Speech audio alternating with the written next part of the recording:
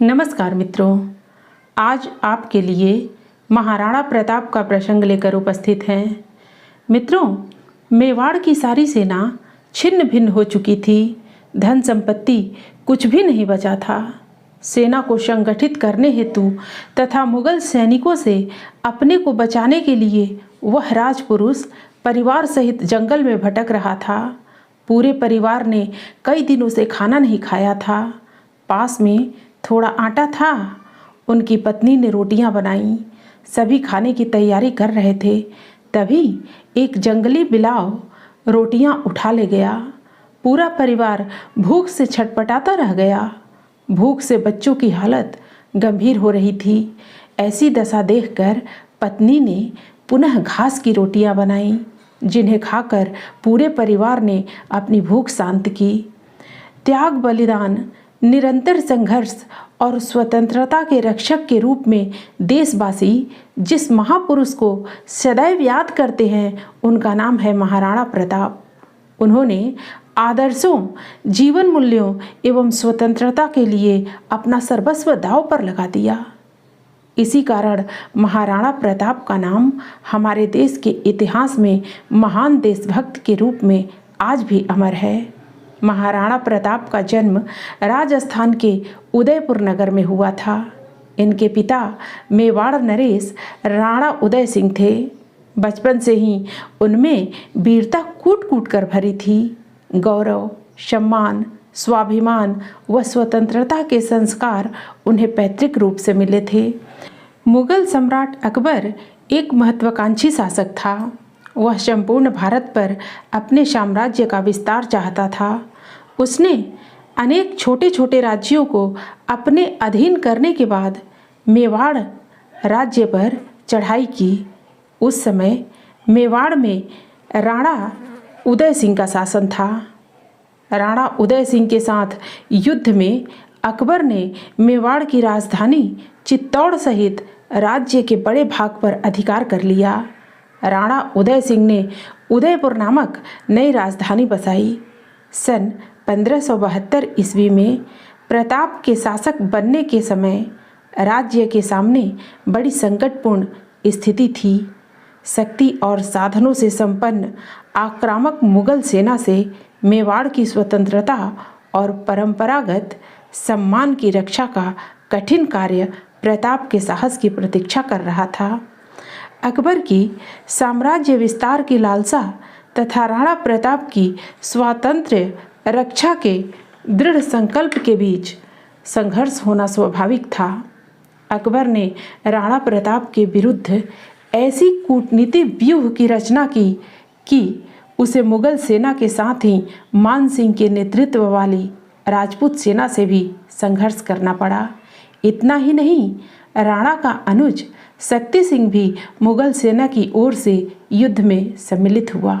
ऐसी विषम स्थिति में भी राणा ने साहस नहीं छोड़ा और अपनी छोटी सी सेना के साथ हल्दी घाटी में मोर्चा जमाया। हल्दी घाटी युद्ध में मुगल सेना को नाको चने चबाने पड़े। राणा के संहारक आक्रमण से मुगल सेना की भारी क्षति हुई, किंतु विशाल मुगल सैन्य शक्ति के दबाव से घायल राणा को युद्ध भूमि से हटना पड़ा।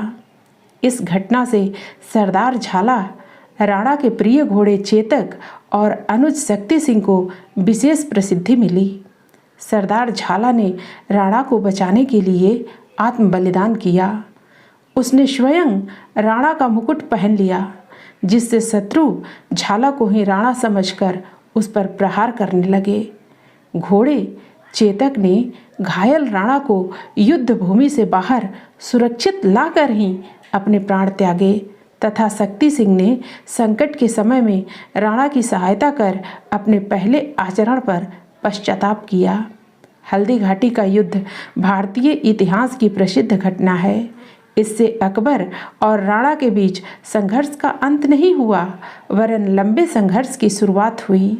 राणा प्रताप ने समय और परिस्थितियों के अनुसार अपनी युद्ध नीति को बदला तथा शत्रु सेना का यातायात रोककर और छापामार युद्ध नीति अपनाकर मुगल सेना को भारी हानि पहुंचाई।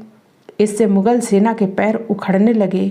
धीरे धीरे राणा ने चित्तौड़, अजमेर तथा मंडलगढ़ को छोड़कर मेवाड़ का सारा राज्य मुगलों के अधिकार से मुक्त करा लिया। 20 वर्षों से अधिक समय तक राणा प्रताप ने मुगलों से संघर्ष किया। इस अवधि में उन्हें कठिनाइयों तथा विषम परिस्थितियों का सामना करना पड़ा। सारे किले उनके हाथ से निकल गए थे।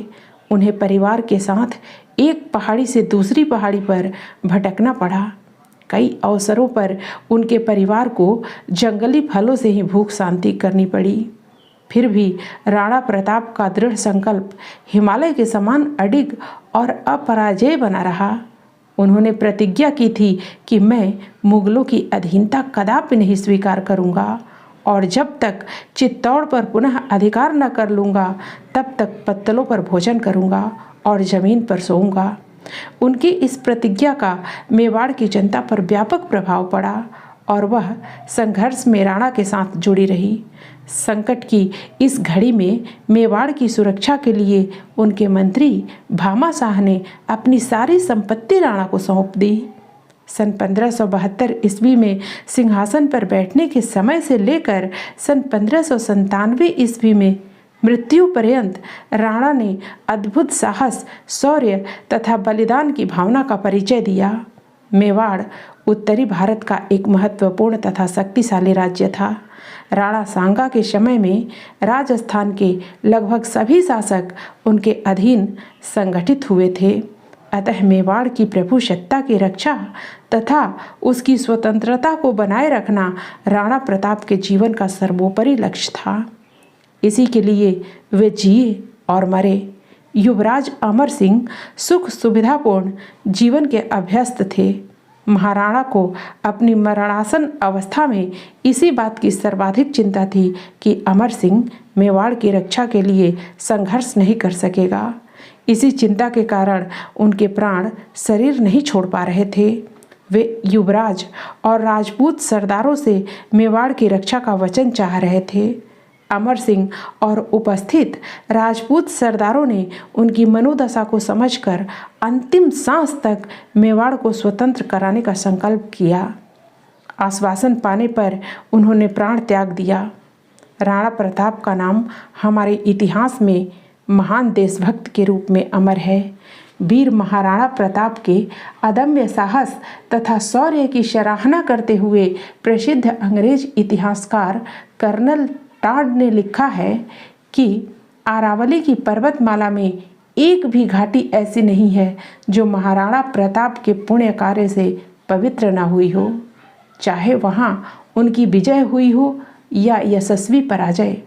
राणा प्रताप का व्यक्तित्व ऐसे अपराजेय पौरुष तथा अदम्य साहस का प्रतीक बन गया है कि उनका नाम आते ही मन में स्वाभिमान, स्वातंत्र्य प्रेम तथा स्वदेशानुराग के भाव जागृत हो जाते हैं।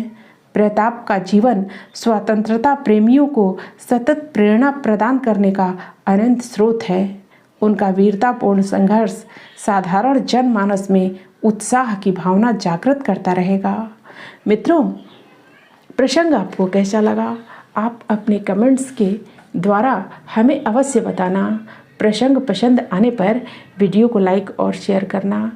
ऐसे और प्रसंग सुनने के लिए हमारे चैनल को सब्सक्राइब कर लेना। फिर मिलते हैं अगली प्रस्तुति में नई कहानी के साथ। धन्यवाद।